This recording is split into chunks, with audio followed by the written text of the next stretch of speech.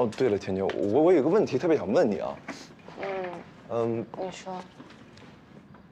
你说，当时你已经通过比赛了，为什么还让安白夜把大家的记忆都复原了？你怎么知道？你当时把安白夜的事情告诉我之后，我就把你的事儿全部画下来了。啊，你看。有了这些话呢，不管安白夜再控制我多少次，我都不会忘记你这个小甜萝。怎么样，这个主意是不是超厉害？哎，对了，安白夜去哪儿了？自从你到我这儿工作之后，他就不见了。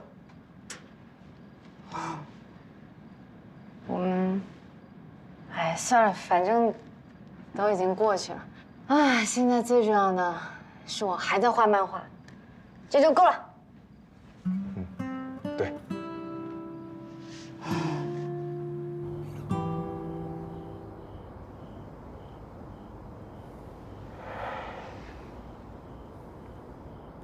叹什么气啊？甜甜在干嘛？他现在应该在魏永清的工作室做助理，现在应该还挺开心的。哎，我说不要来嘛，自己找罪受。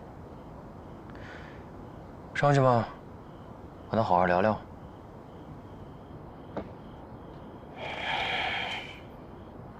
天天现在过得很好，我应该替他高兴才对。怎么，顺你跟他聊什么？哎，你太不了解地球女人了。我在地球浪荡12年。地球女人是一种特别复杂的生物。跟我说说。求我，快说。地球女人对战失恋有3种办法。第一种，在漫长的悲伤中消亡。第二种呢，就是让自己忙碌起来，只在夜深人静偶尔悲伤。那他呢，比较像第3种。第3种，什么意思？就是失恋之后迅速爱上他人。只要重新喜欢一个人，速度够快，失恋后的悲伤就追不上他。怪不得他那么开心。说不定啊，他已经把你忘了。忘了我也对，本来就不应该记得我。也对。他和凤流清在一起，神仙眷侣，2个都是画漫画的，有共同职业、共同爱好，以后还可以共同在漫画界叱咤风云。这不是挺好吗？他的世界本来就不应该有我。然后2、3年后，还有很多小田觉呀、小凤流清啊，满地爬。怎么？那跟我又没有关系。可是你想想，不管星海蔷薇发生什么事，预言之时还是要回到母星。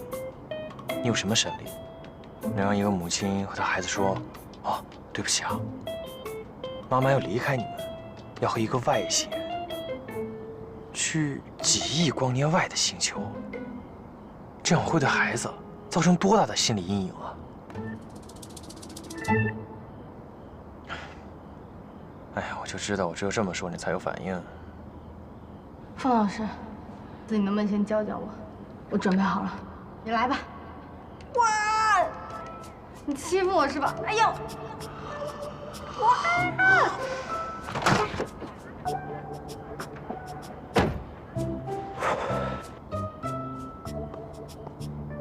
哎，记住啊，冷静点儿。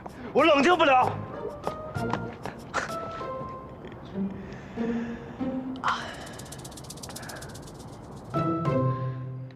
我准备好了，你来吧。哇！你别那么快，你慢一点，慢一点。你欺负我是吧？哎呦！婷婷，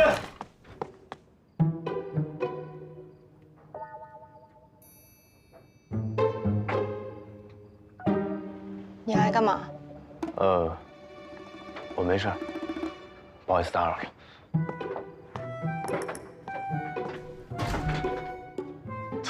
就有事儿了，怎么又没事了？我跟他能有什么事？没事就是没事。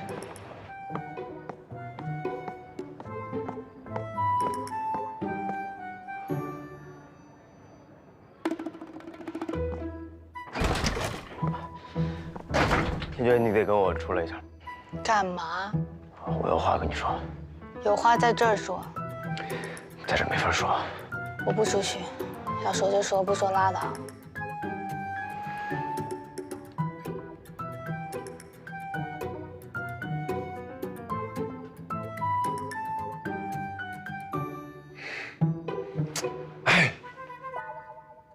那还是我出去吧。你们聊，你们聊。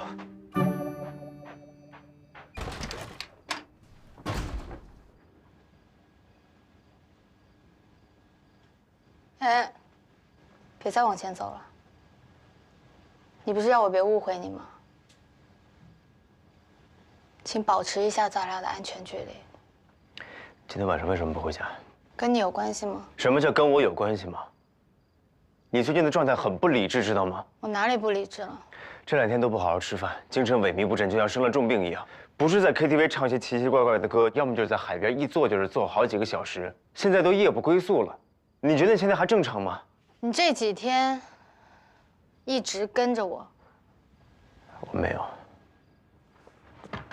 安白夜，之前你一直跟着我是因为有个星海019，现在一切都已经结束了，你为什么还要一直跟着我呢？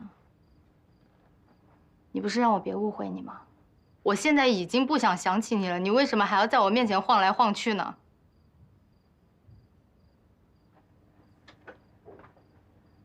我有我自己的人生，我也有我自己的事要做。认识你是一个意外，离开你也理所应当。我已经决定远离你了，所以从现在起，我们没有任何关系了。也请你不要再来找我了。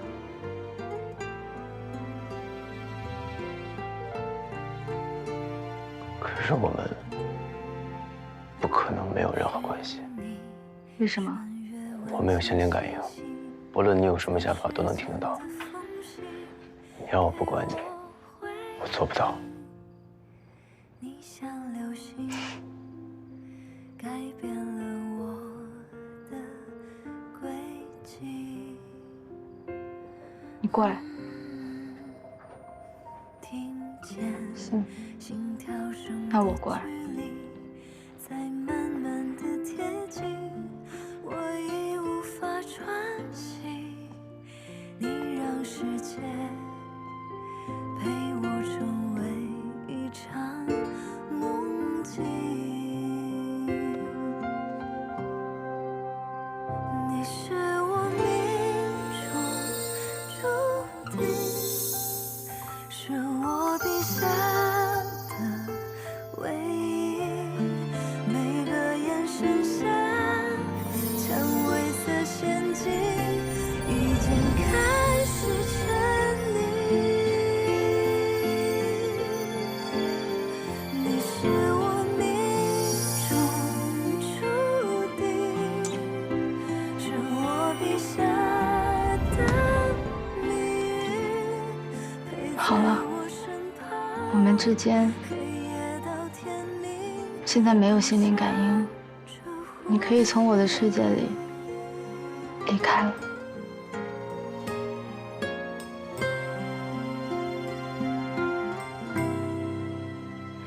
旋律穿越万千星系，在时间的缝隙给我回忆。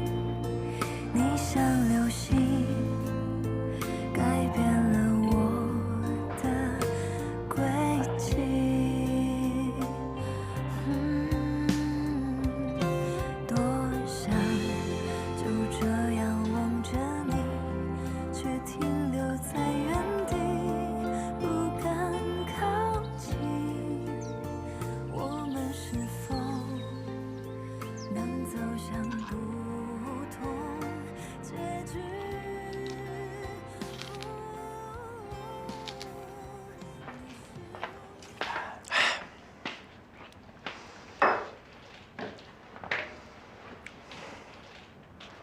喂，喂，怎么了？没事吧你？没事啊。我能有什么事？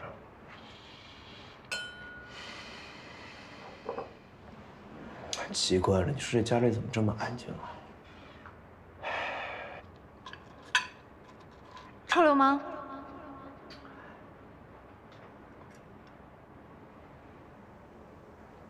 你有听到什么声音吗？听到什么？田爵的声音。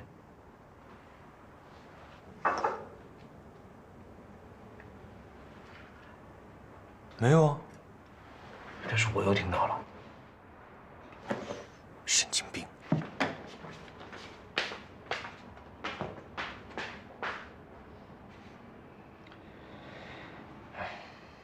臭流氓！绚丽穿越万千星系，在时间的缝隙给我回忆。你像流星，改变了我的轨迹。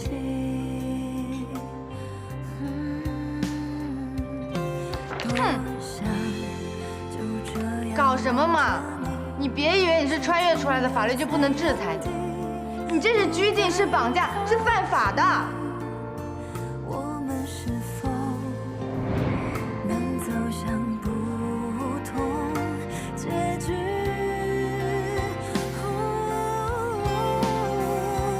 你是我命中注定，是我笔下的唯一。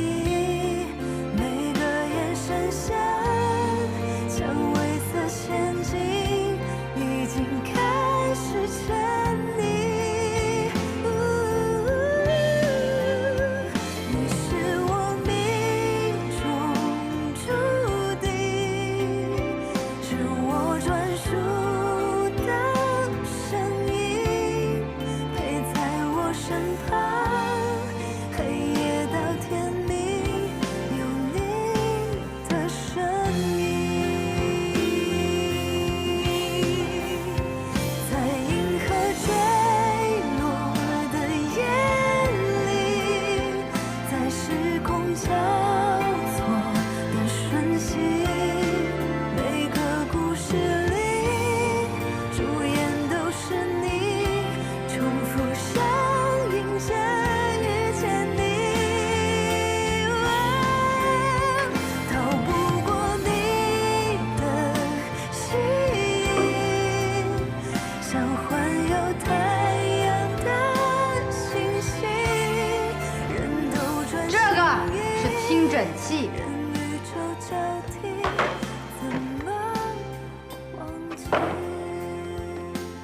啊，这个我知道，这不就是喝水的吗？这是尿壶。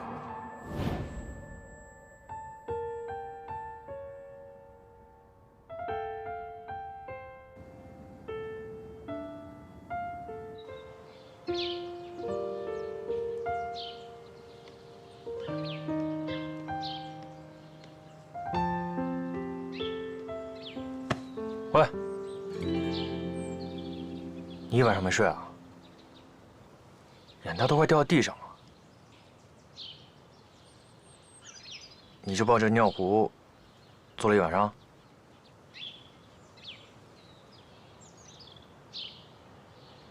有吗？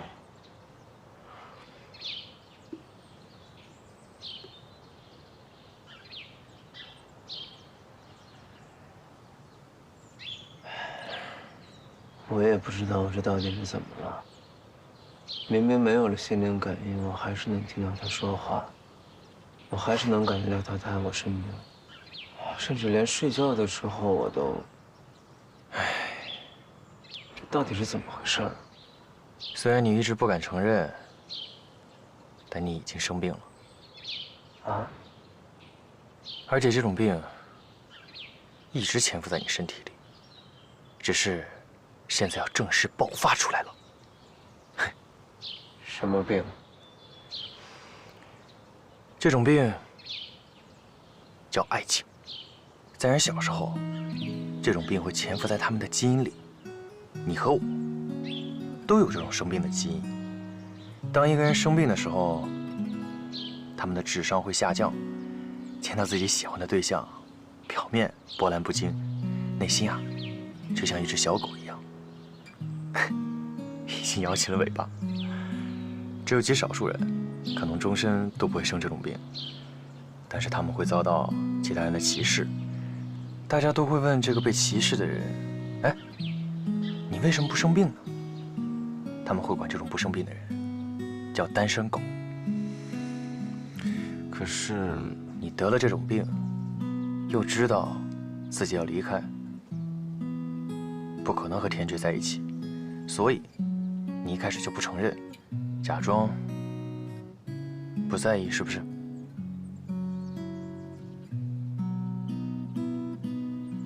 而我就不一样了。你怎么了？哎，帮我解了这个项圈吧，我要办点事儿。你又想干嘛？我有一件重要的事儿要去解决。自己想办法。我，哎，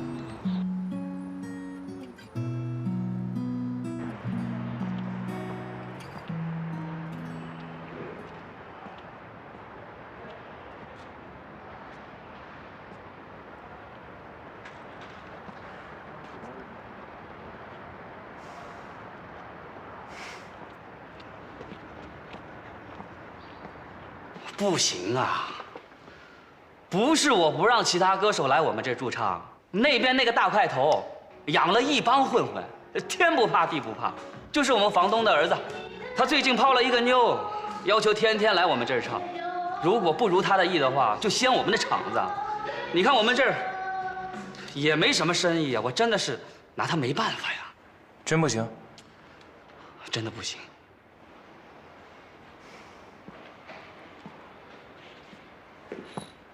你确定？真的不行啊！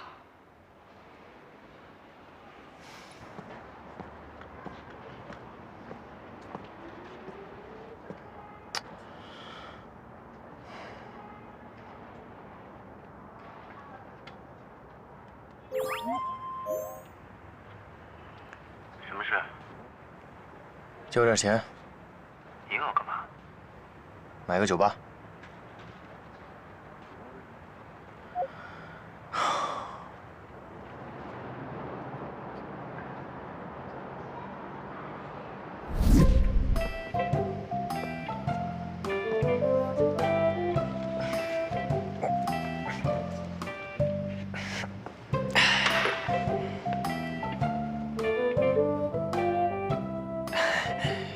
大哥，我认识一些声乐老师，可以推荐你一下。你女朋友现在的唱功也不算无药可救，顶多就是半身不遂。好好学一下，肯定，是肯定啊，能成为一个 KTV 水平的歌手。哎，她现在这样，哎呀，太让人心疼了。大哥，我是真的为了你好，也是为了大家的耳朵着想，你说对不对？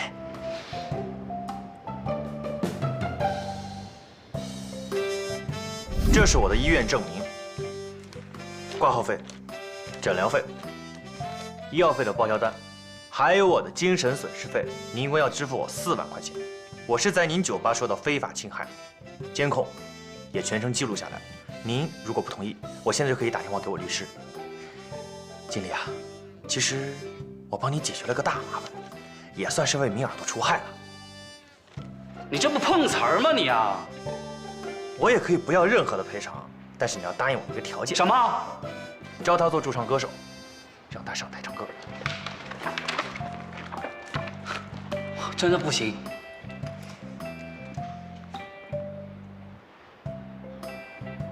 喂，彭律师啊，好久不见啊！哎，我算是服了你了。谢姐。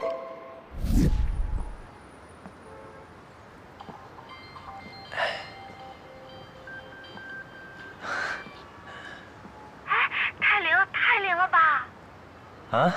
就是 Live House 老板给我打电话了，我终于被录取了。开心吗？嗯。哎呦，我没想到像小丑鱼许愿这么灵啊！可不，小丑鱼可厉害了。哎，那你到时候一定要来听我唱歌啊！说好了。一定。嗯。呀！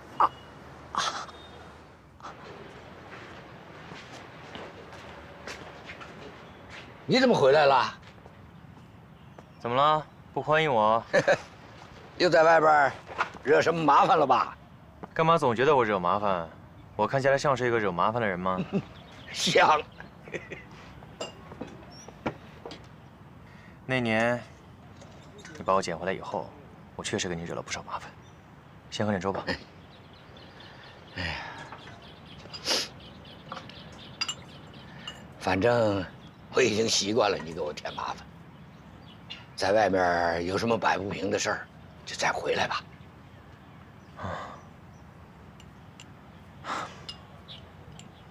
我以后可能不会再回来了。少了给你添麻烦的人，你应该开心才对啊！不回来，你要去哪儿啊？回家。你不是一直让我回家吗？回家好啊，啊，回家好，你早就该回去了。多年前，我来到了这里，遇见的第一个人就是你，谢谢。哼，今天怎么想起来说这么多肉麻兮兮的话呀？啊，我随手救起来的小猫小狗多了去了，不差你一个。我走了以后，你要对自己好一点，别把所有好东西都拿去喂小猫小狗。哎，行了，别啰嗦了，就赶紧走吧。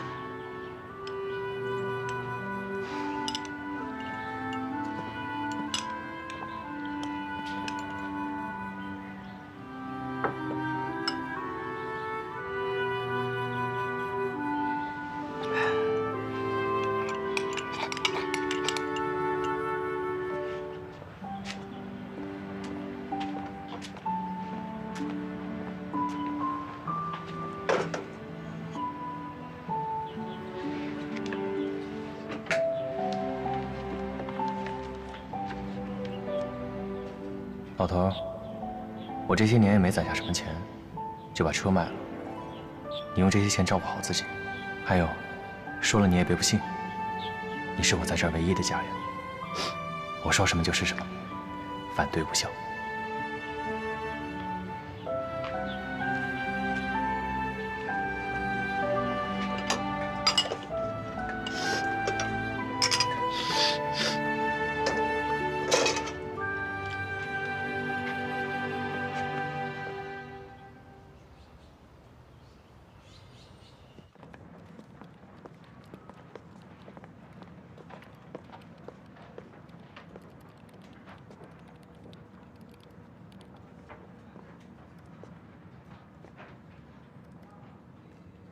丁觉，你还好吗？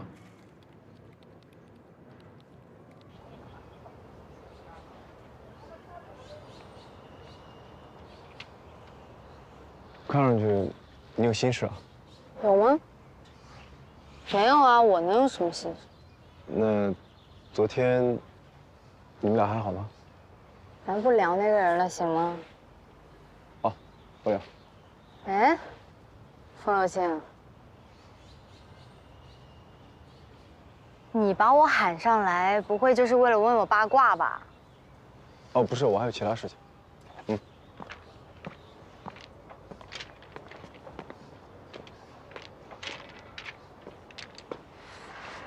唉，其实啊，是这样子的，我的连载呢已经完结了。你也知道，我画完上一番连载，我已经没了9条命，花老师已经没了99条命，而且我们俩的血槽都已经见底儿了。但是呢，现在工作室新番必须马上要上，他们给我推荐了几个但是我觉得不太合适，所以我就用我这个脑袋瓜这么一转，我想到了一个特别合适的新番。什么？星海蔷薇。是以工作室的名义来连载，但是署你的名字。我呢，只不过就是给你这样一个机会。至于点击量什么的，都由你自己来负责。可是我不行啊。其实我也不是勉强你啊，我只不过就是这样吧。你听完我跟你说一个故事，之后你再做决定，好吗？冯老师，我一直没有告诉过你，我为什么这么喜欢毛笔漫，对吗？我一直不太敢问。我之前应该跟你提过，在成为国漫之光之前，我和林里一样，在宋庄混。当时我很穷，窝在一个半地下室里，窗户都被地面挡了一半，一年四季都见不到阳光。好辛苦啊！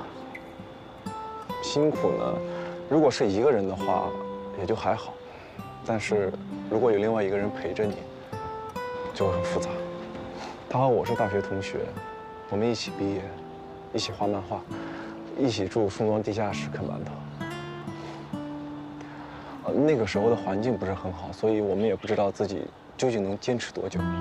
那他也是毛笔画？对，毛笔画。那他现在？他不画了。哦。其实也没那么复杂，就是因为当时日子太苦了，他的父母逼他回去结婚，我当时又什么都没有，后来他就走了，回去结婚生孩子了。分手的时候，他告诉我，对不起，是他选择了放弃，他放弃了自己，放弃了我，放弃了他最爱的毛笔漫。我说没事儿，没关系的，就是怪我没本事，我不能给他一个希望吧。可你后来成了国漫之光啊！所以说呀，最搞笑的就是这一点。他当时走了之后，我觉得也没什么意义，我也坚持不下去了。不过就在这个时候，花老师找到了我，他说很喜欢我的漫画，于是我就连载了自己的第一部漫画，得了当年金龙杯的最佳新人奖。其实我真的是不在乎这些，我只是想好好的画漫画而已。你这么看我吧？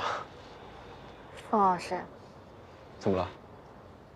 你该不会是把我当成你前女友了吧？你也是想太多。偶像剧都这么写的。我像偶像剧里的男主吗？你这么说也是哦，你这样的只能当男二。哎，不过我说真的，你好好考虑一下。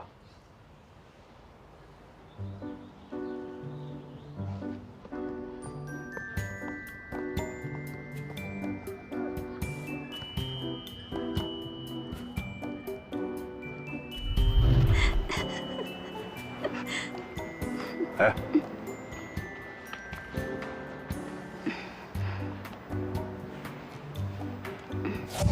市场调查计划，市场调查计划是什么呢？来啊，看 PPT。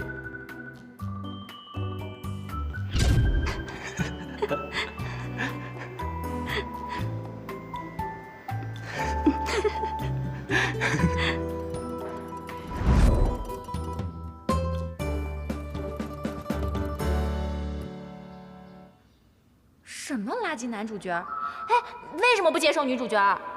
哎，就让安白夜和云霄逸在一起吧。男主是有难言之隐的，你们为什么这么骂他？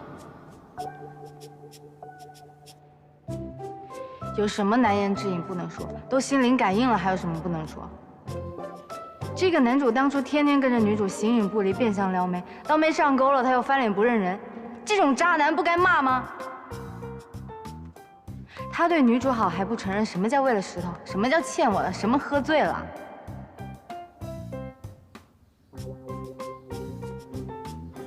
可他说的都是事实啊，他总不能骗人吧？为什么男主女主就一定要相爱呢？男主不和女主相爱，那还做什么男主？你以为我想当男主吗？你以为我想让你当男主吗？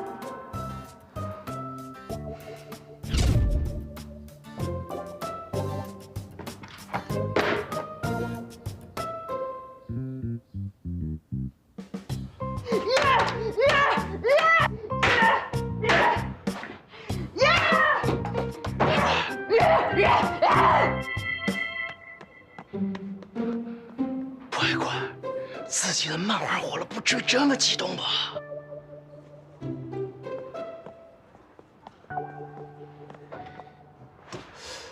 关于星海蔷薇的连载，点击量爆炸，大家都有什么看法呢？没想到这个田爵有2把刷子，居然能上热搜。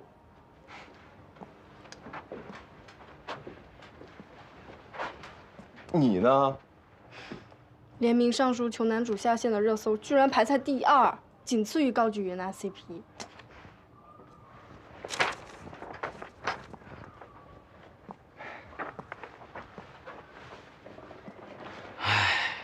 这个田爵，从白卷少女开始就自带热搜体质，有什么厉害的？不过是蹭了你的流量罢了，靠的都是运气。哎，花老师，这你说的不对了，起码有一点你是无法反对的。那你说说看，靠的是哪一点？田爵他从不脱稿。过2天就是田爵的生日了。同时，也是为了庆祝我们星海蔷薇的点击量破100万，所以我决定搞个趴。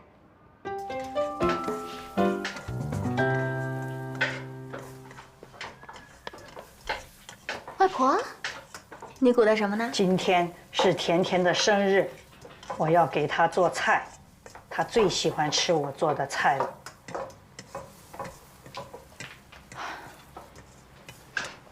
哎呀，外婆，不用啦，不用啦。您说，您想给田爵做什么，我去买，您就别折腾了。今天是甜甜的生日，我要给她做菜。哎呀，我现在去买啊，您就老老实实的留在这看电视，等晚上田爵回来了，我们一起去吃大餐。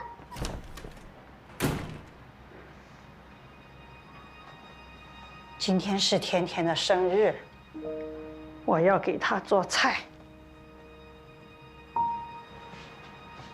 做菜。